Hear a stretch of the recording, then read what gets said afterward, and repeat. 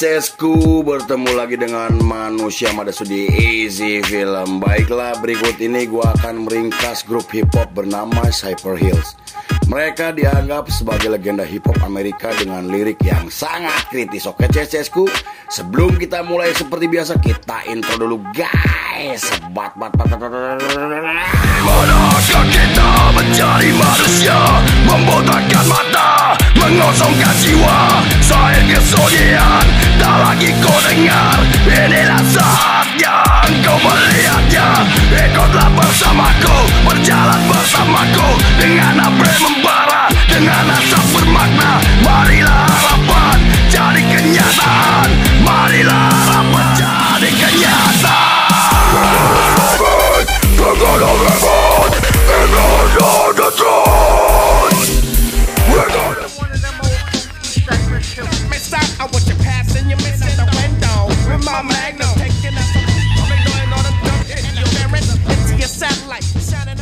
Scene dibuka oleh seorang pria bernama Shannon Reyes, atau yang lebih dikenal sebagai Sendog.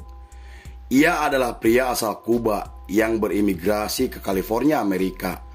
Ia juga memiliki adik bernama Ulpiano Sergio Reyes, atau yang lebih dikenal sebagai Mellow Man Ace. Di periode tersebut, tepatnya di tahun 80-an, Sendog memutuskan pindah ke New York untuk mencari kehidupan yang lebih baik. Di sana ia bertemu dengan seorang DJ bernama Lawrence, atau yang lebih dikenal sebagai DJ Max, dan pertemuan tersebut membuat pertemanan mereka semakin akrab karena memiliki banyak kesamaan. Beberapa bulan kemudian, mereka membentuk grup bernama Deaf Standing Vocal Excellence atau DVX. Kemudian Sendog mengajak adiknya dan merekrut Louis Freeze, atau yang lebih dikenal sebagai Biril. Kemunculan mereka menggemparkan skena hip hop di Amerika karena berisi orang-orang yang sangat berpengaruh. Namun, formasi tersebut tidak bertahan lama karena Merrow memilih keluar dari grup setelah merekam demo pertamanya. 5 bulan setelah kepergian Mellow, mereka akhirnya mengganti nama grupnya menjadi Cypress Hills yang diambil dari nama jalan di kawasan California, hingga resmi merilis demo pertamanya yang membuat mereka mendapatkan kontrak dari label independen.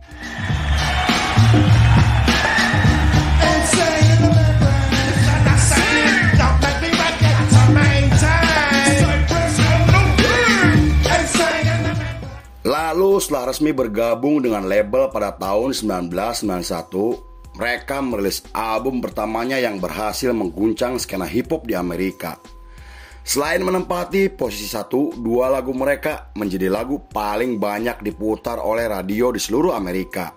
Namun, ketika mereka sedang menggelar tur pertamanya, mereka ditangkap oleh kepolisian karena 2 lagu mereka dianggap telah menghina pemerintahan dan institusi kepolisian. Pasalnya lagu tersebut membahas tentang kebrutalan polisi terhadap orang kulit hitam, hingga menyebut jika Presiden George W. Bush sebagai dalang atas meningkatnya kemiskinan di Amerika. Tetapi tak lama setelah itu, mereka kembali dibebaskan setelah mendatangkan 5 pengacara untuk membela mereka di dalam persidangan. Pada tahun 1992, mereka merekam lagu baru untuk soundtrack film yang cukup terkenal. Mereka juga muncul di festival musik terbesar di Amerika bersama musisi lainnya seperti Red Hot Chili Peppers, Ice Cube, Beastie Boy, dan masih banyak lagi. Di periode tersebut, mereka membuat statement kontroversi dengan mempromosikan penggunaan mancai kepada anak muda, termasuk kepada para penggemarnya. Hal itu membuat mereka dikecam oleh banyak orang hingga dianggap sebagai grup yang akan merusak moral anak bangsa. Akibat dari statement tersebut, mereka diboikot di beberapa kota di Amerika seperti di Boston, Texas, juga Florida. I thought I'd like one up with y'all motherfuckers. Friday morning, where the weed, with your headsets cause this is cool. I wanna do a joint venture. Roll it up, light it up, smoke it up. Pada tahun 1993, mereka merilis album keduanya yang berhasil sukses secara komersial dan menjadi nomor 1 di 3 negara. Selain terjual sebanyak 3 juta kopi, lagu mereka juga berhasil memenangkan penghargaan sebagai lagu rap terbaik. Setelah itu mereka menggelar tur nasional bersama House of Pain yang semua tiketnya terjual habisnya dalam waktu yang singkat. Hal itu cukup membuktikan jika mereka pantas disebut sebagai salah satu grup hip hop yang memiliki pengaruh besar untuk skena hip hop di Amerika bahkan dunia. Beberapa bulan kemudian ketika mereka akan tampil di acara televisi, sang produser acara meminta mereka untuk tidak merokok mancai ketika sedang melakukan pertunjukan. Hal itu karena acara tersebut disiarkan secara langsung dan ditonton oleh jutaan masyarakat Amerika. Namun mereka tidak menghiraukan hingga DJ Muggs dengan sengaja menyalakan mancai ketika mereka sedang membawakan lagu keduanya. Karena kejadian tersebut hingga menggemparkan satu negara yang membuat mereka di blacklist di seluruh televisi dan menjadi grup pertama di dunia yang menggunakan mancai ketika tampil di acara televisi. I'm the one controlling your ass with the bottom of the lake. Let me remind you.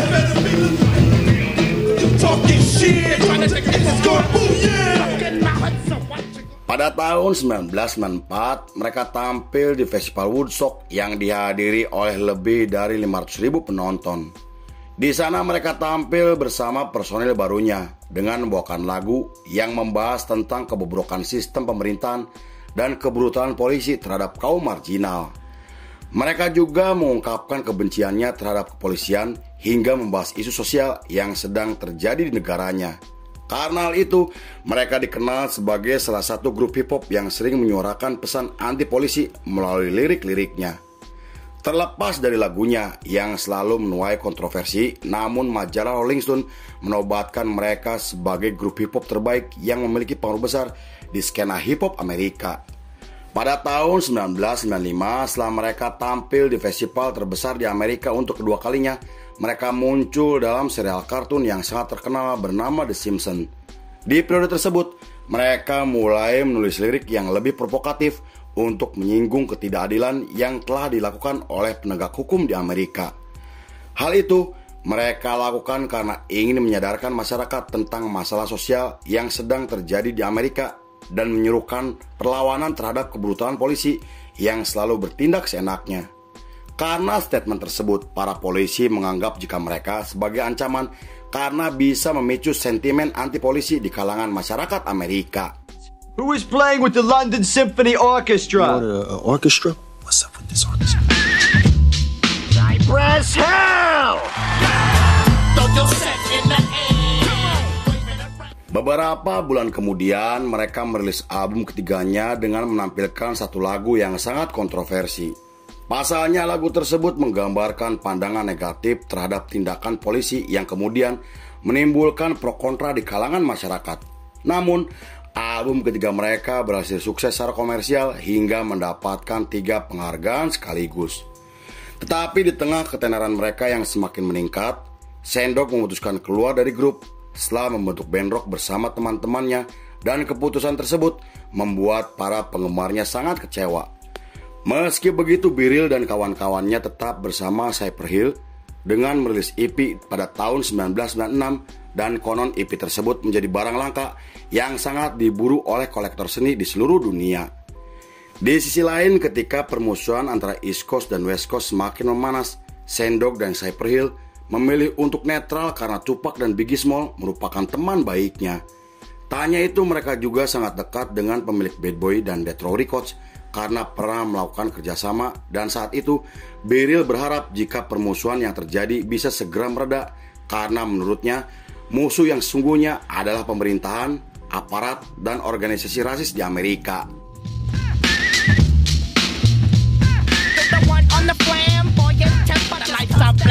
I'm thinking it's on the membrane. It's time for the blubber to watch that belly get fat. Pada tahun 1998, Sendok akhirnya kembali ke dalam formasi setelah dibujuk oleh Chuck D dari Public Enemy. Dengan formasi tersebut, mereka merilis album keempatnya yang menempati posisi 1 di 5 negara. Selain itu, album tersebut juga sangat populer di kalangan anak muda karena menampilkan ritme old school yang sangat luar biasa. Bahkan di tahun 1999, 3 lagu mereka muncul dalam permainan video game yang sangat terkenal hingga ikut mengisi suara untuk karakter di dalam video game tersebut. Pada tahun 2000, mereka merilis album kelimanya yang mendapatkan 4 status platinum hanya dalam waktu 3 hari. Album tersebut menampilkan musik rap crossover yang saat itu belum pernah dilakukan oleh grup hip hop manapun. Lalu untuk mempromosikan album terbarunya, mereka menggelar tur bersama Limp Bizkit dan Korn, dan pertunjukan mereka dibuka secara gratis untuk para penggemarnya. Di periode tersebut, Cypress Hill telah dianggap sebagai salah satu grup hip hop yang sangat kritis dalam mengkritik pemerintahan karena sering mengangkat isu sosial politik untuk menyadarkan masyarakat meski dengan cara yang sangat kontroversial. Bahkan pesan anti polisi dalam lagu mereka telah menjadi bagian dari identitas musik dan karakter mereka.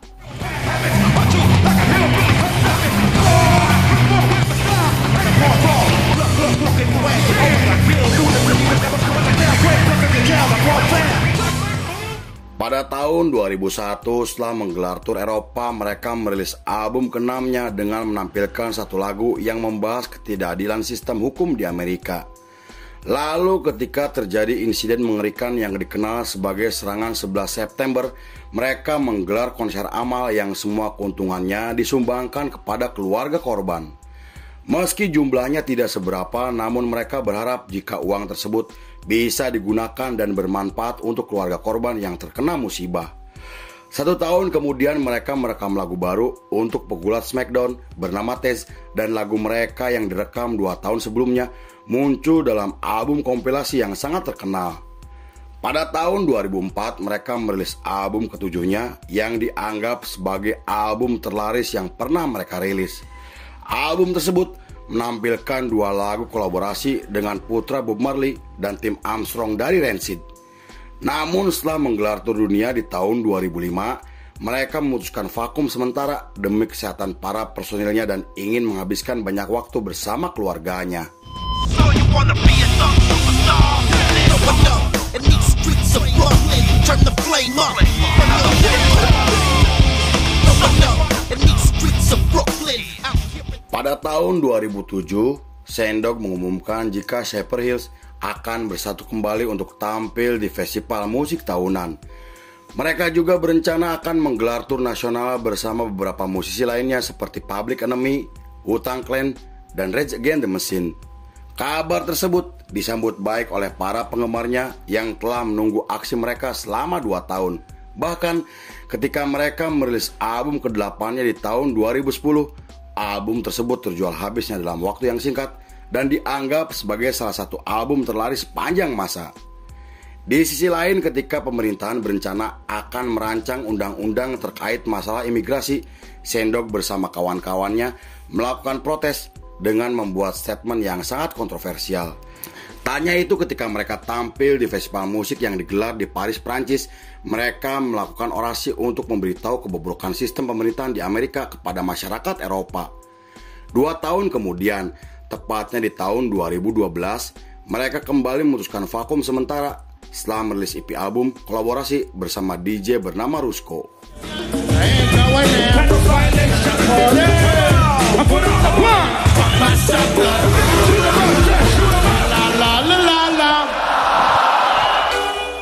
Selama vakum, para personilnya mulai membuat proyek masing-masing seperti Eric membentuk duo grup, sedangkan DJ Max membangkitkan kembali grup proyekannya. Selain itu, Sendog juga mendirikan band metal bersama teman-temannya, sedangkan Biril membentuk band proyek bernama Prophet of Rage. Meski begitu, mereka masih tetap nongkrong bersama sambil membahas isu politik dan perkembangan musik dunia.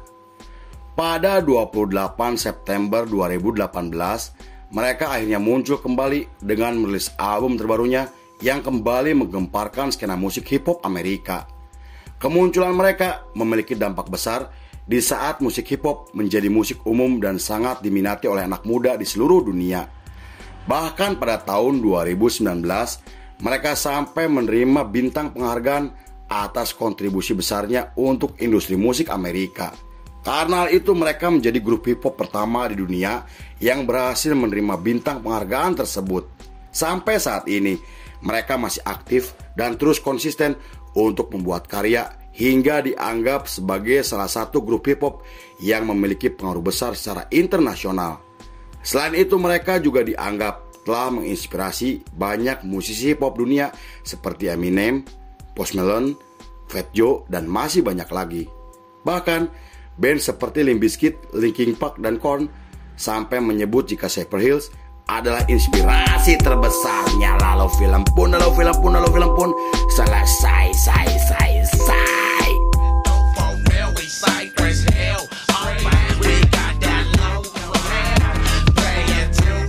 Cause you never know when. I be the papa with the fine hood rat in the raffler. Always roll deep.